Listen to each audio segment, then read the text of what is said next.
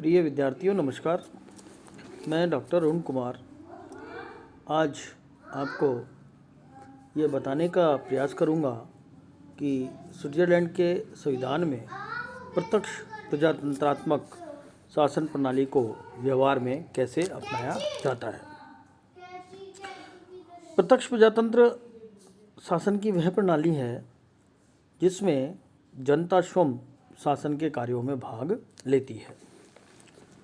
जैसा कि हम जानते हैं कि प्रजातंत्र के दो स्वरूप होते हैं, प्रत्यक्ष प्रजातंत्र और अप्रत्यक्ष प्रजातंत्र। प्राय विश्व के अन्य सभी देशों में लोकतंत्र अप्रत्यक्ष शासन प्रणाली के माध्यम से संचालित होता है, परंतु स्विट्ज़रलैंड ही वह देश है जिसमें प्रत्यक्ष प्रजातंत्रात्मक शासन प्रणाली पाई जाती है। प्रत्यक्ष प्रजातंत्रात्मक शासन प्रणाली को व्यवहार में उपयोग में लाने के 3 साधन या उपकरण होते हैं। उनमें जो महत्वपूर्ण हैं वो है लोकसभाएं, जनमत संग्रह और आरंभक। ये तीनों वो तकनीक हैं, वो साधन हैं जिनके माध्यम से व्यवहार में प्रत्यक्ष प्रजातंत्रात्मक शासन प्रणाली को लागू किया जाता है। स्विस संविधान में जो प्रत्यक्ष प्रजातंत्रात्मक शासन प्रणाली है वह कैंटन और जो केंद्र है उनके बीच में प्रचलित है। कैंटन संघात्मक शासन प्रणाली में राज्य रूपी इकाई हैं और केंद्र जो है वो पूरे देश के शासन से संबंधित निर्णय लेने वाली इकाई है। तो स्विस संविधान में संघात्मक शासन प्रणाली है और कैंटन व केंद्र के बीच शासन की शक्तियों का विभाजन पाया जाता है। स्विस शासन प्रणाली में कुल मिलाकर 19 पूर्ण कैंटन व 6 अर्ध कैंटन हैं और इन कैंटनों में जो है प्रत्यक्ष प्रजातंत्र के साधनों को उपयोग में लाया जाता है। लोकसभाएं जो मैंने आपको प्रारंभ में प्रत्यक्ष प्रजातंत्र के साधन के रूप में बताया, ऐसी सभा जिसमें नागरिक एक साथ इकट्ठे होते हैं और शासन संबंधी निर्णय उनके द्वारा लिया जाता है। जनमत संग्रह दूसरी विधि है जिसमें शासन द्वारा बनाए गए कानूनों पर जनता की राय ली जाती है और उस राय में यदि नागरिक शासन के द्वारा बनाए गए कानूनों को स्वीकार करती है तो वो लागू होते हैं। आरंभक ऐसी विधि है जिसके द्वारा नागरिकों को कानून निर्माण का आग्रह करने का अधिकार दिया जाता है। तो ये 3 प्रणाली हैं जिसके माध्यम से व्यवहार में स्विस शासन प्रणाली में प्रत्यक्ष प्रजातंत्र को लागू किया जाता है। केंद्र में जो प्रत्यक्ष प्रजातंत्रात्मक शासन प्रणाली है उसको हम समझने की कोशिश करते हैं। केंद्रीय शासन में जनमत संग्रह के माध्यम से प्रत्यक्ष प्रजातंत्रात्मक शासन प्रणाली को लागू करने का प्रयास किया गया है। जनमत संग्रह 2 प्रकार का होता है, अनिवार्य जनमत संग्रह और ऐच्छिक जनमत संग्रह। स्विस संविधान में जो अनिवार्य जनमत संग्रह है वह संशोधन जो संविधान से संबंधित होते हैं उन पर, चाहे वो पूर्ण हो चाहे वो आंशिक हो, उन पर अनिवार्य जनमत संग्रह लिए जाने की व्यवस्था है। स्विस संविधान के अनुच्छेद 195 में यह व्यवस्था की गई है कि संघ का संशोधित संविधान या उसका कोई संशोधित अंश तभी क्रियान्वित हो सकेगा जब मत देने वाले स्विस नागरिकों का बहुमत तथा कैंटनों का बहुमत उसे स्वीकार कर ले। इस व्यवस्था का अर्थ यह है कि स्विस संविधान में कोई भी संशोधन तब तक लागू नहीं हो सकता जब तक जनमत संग्रह द्वारा उसे समर्थन न मिल जाए।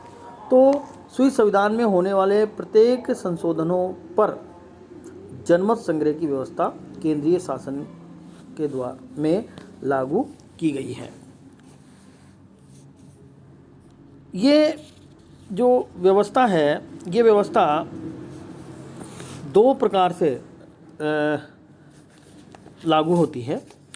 यदि कोई संशोधन पूर्ण संवैधानिक संशोधन के रूप में लाया गया है और दोनों सदनों में से किसी एक सदन के द्वारा वो संशोधन प्रस्ताव स्वीकार नहीं किया गया है, तो उस पर मतभेद है, तो ऐसी स्थिति में उस संवैधानिक संशोधन पर जनमत संग्रह किया जाना आवश्यक हो जाता है। इसी प्रकार से स्विस जनता को भी संशोधन प्रस्तावित करने का अधिकार है। 1 लाख स्विस मतदाता यदि संशोधन प्रस्ताव संघीय संसद के समक्ष रखते हैं तो ऐसे संशोधन प्रस्तावों पर भी जनमत संग्रह की व्यवस्था की गई है। अब देखिए क्या है कि जो पहली परिस्थिति है जिसमें संघीय संसद के दोनों सदनों में संशोधन प्रस्ताव प्रस्तावित है और उनमें किसी एक सदन उस संशोधन प्रस्ताव से असहमत है, तो वह प्रस्ताव जनमत संग्रह के लिए जाता है। दूसरी बात, 1 लाख नागरिक स्विस संघीय संसद के समक्ष संविधान संशोधन की मांग करें तो वह मांग जो है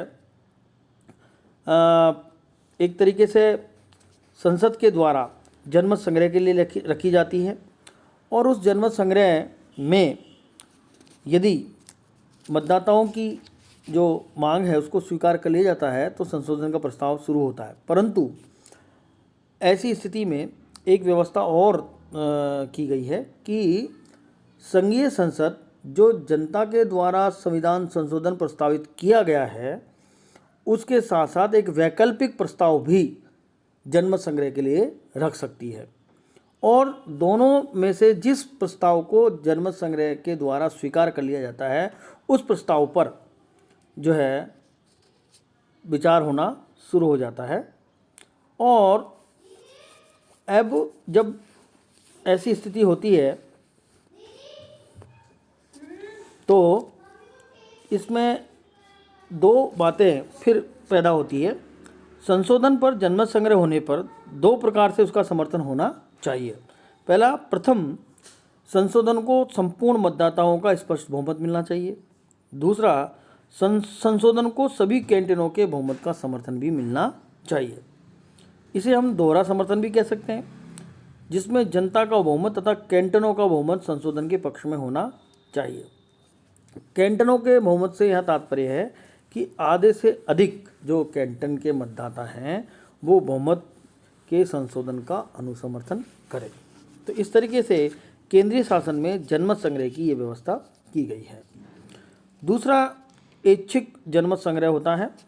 इस ऐच्छिक जनमत संग्रह में कि जनता का एक भाग, जिसमें वो निर्धारित संख्या की गई है कि 30,000 स्विस नागरिक कोई कानून निर्माण की प्रक्रिया प्रस्तुत करें या 8 कैंटनों के 30,000 नागरिक ऐसे कानून के निर्माण की मांग करें जो आवश्यक हो, तो उसके लिए 90 दिन का समय नियत किया गया है। 90 दिन के अंदर अंदर उस पर जनमत संग्रह करवाया जाना आवश्यक होता है। तो इस तरीके से इस जनमत संग्रह में हम इसको ऐच्छिक जनमत संग्रह के रूप में देखते हैं। इस ऐच्छिक जनमत संग्रह में 50,000 नागरिक या 8 कैंटन निम्न में से किसी पर जनमत संग्रह की मांग कर सकते हैं। कुछ प्रावधान हैं जिन पर वो मांग कर सकते हैं। संघीय अधिनियम हो, ऐसे संघीय अधिनियम जिन्हें अत्यावश्यक घोषित करके 1 वर्ष से अधिक समय के लिए लागू करने की घोषणा की गई है। संविधान या संघीय जो अधिनियम है उसकी सीमा के भीतर कोई संघीय आदेश निकला है, उस आदेश पर जनमत संग्रह की मांग की जा सकती है। अंतर्राष्ट्रीय संधियां जो की गई हैं उन पर जनमत संग्रह की मांग की जा सकती है। तो इस तरीके से जनमत संग्रह जो है वो एक आधार है, एक उपकरण है जिसके माध्यम से केंद्रीय शासन में जनता को प्रत्यक्ष प्रजातंत्रात्मक शासन प्रणाली का भाग बनाया गया है। तो इसी प्रकार से आरंभक की व्यवस्था है। आरंभक में जनता कानून निर्माण के संदर्भ में आग्रह करती है, वह सविन्यासित और अविन्यासित हो सकता है, और यह पूर्ण संशोधन के लिए व आंशिक संशोधन के लिए लाया जा सकता है। इस तरीके से जनता को कानून निर्माण का अधिकार भी मिल जाता है। तो ये दोनों जो हथियार हैं या जो साधन हैं, उससे केंद्रीय शासन में प्रत्यक्ष प्रजातंत्रात्मक प्रणाली को जो है व्यवहार में कार्य रूप में परिणित किया जाता है। स्विस कैंटनों में जो प्रत्यक्ष प्रजातंत्र है वो लोकसभाओं के माध्यम से, जिन्हें लैंड्स समीज माइंड कहा जाता है, के माध्यम से क्रियाशील होता है। स्विट्जरलैंड में एक पूर्ण कैंटन ग्लेरस तथा 4 अर्ध कैंटन ओब, वॉल्डेन, नीड वॉल्डेन, इनर अपेल जेल तथा आउटर अपेल जेल में जो है लोकसभाएं या जनसभाएं कार्यरत हैं। इन जनसभाओं में नागरिक स्वतंत्र रूप से राजनीतिक सभाओं में भाग लेते हैं और प्रतिवर्ष अपना एक अध्यक्ष चुनते हैं, और वयस्क नागरिकों के द्वारा इन सभाओं में भाग लिया जाता है और शासन संबंधी आवश्यक व उपयोगी प्रस्ताव पारित किए जाते हैं। इन प्रस्तावों के आधार पर पूरी शासन व्यवस्था का, उस संबंधित कैंटनों की शासन व्यवस्था का संचालन होता है। इस प्रकार स्विस संविधान में जो है प्रत्यक्ष प्रजातंत्रात्मक शासन प्रणाली को स्थान दिया गया है। इसके बहुत सारे गुण अवगुण हो सकते हैं जिन पर हम बाद में चर्चा करेंगे। धन्यवाद।